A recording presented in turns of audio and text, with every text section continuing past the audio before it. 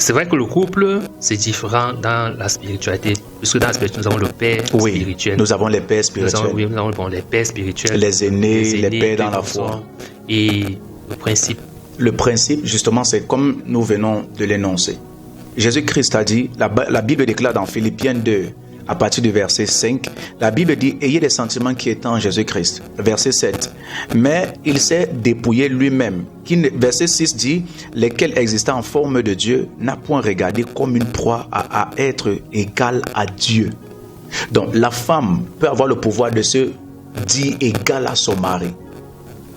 Mais la soumission dans le foyer, en réalité, une femme ne doit pas être soumise par la force, par la violence, par la terreur. Si j'obéis à mon mari, c'est pas parce que j'ai peur de mon mari. Non, c'est parce que je refuse de le blesser.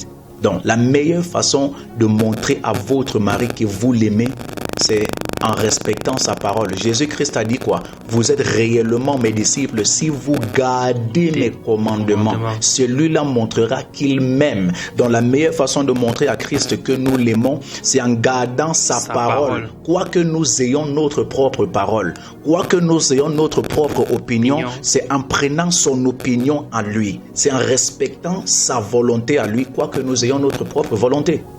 Donc, sur le plan marital, sur le plan du couple, la Bible dira que femmes, soyez soumises à vos maris comme l'Église est soumise à Christ. Donc, comment Christ va se vanter si Christ ne peut pas se vanter d'avoir une Église qui ne lui obéit pas? Ça veut dire qu'aucun homme ne peut se vanter d'avoir une femme qui ne lui obéit pas. On est d'accord? On est d'accord. Donc, vous comprenez donc que l'obéissance à ce moment-là, ce n'est pas parce que Christ a forcé l'Église. Non, l'obéissance à ce moment envers Christ, c'est parce que Christ laisse le choix, le libre arbitre à l'Église. Tu as le droit de te rabaisser ou de te rebeller. Ce n'est pas dans l'obligation. Pour revenir à la question, est-ce que dans le foyer, la soumission doit-elle être obligatoire? Je pense que non.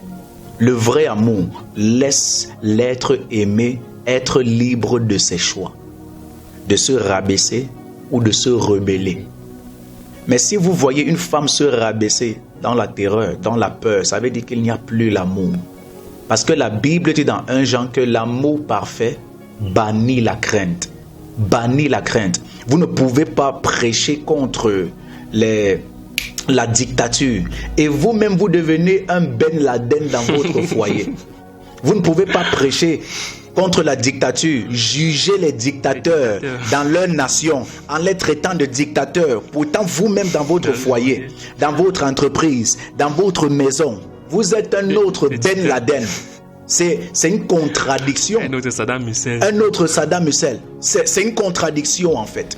Donc, si quelqu'un se soumet à cause de la dictature, la terreur, la peur est déjà entrée. Et quand la peur entre, il n'y a plus l'amour. Parce que la Bible dit que l'amour parfait bannit la crainte.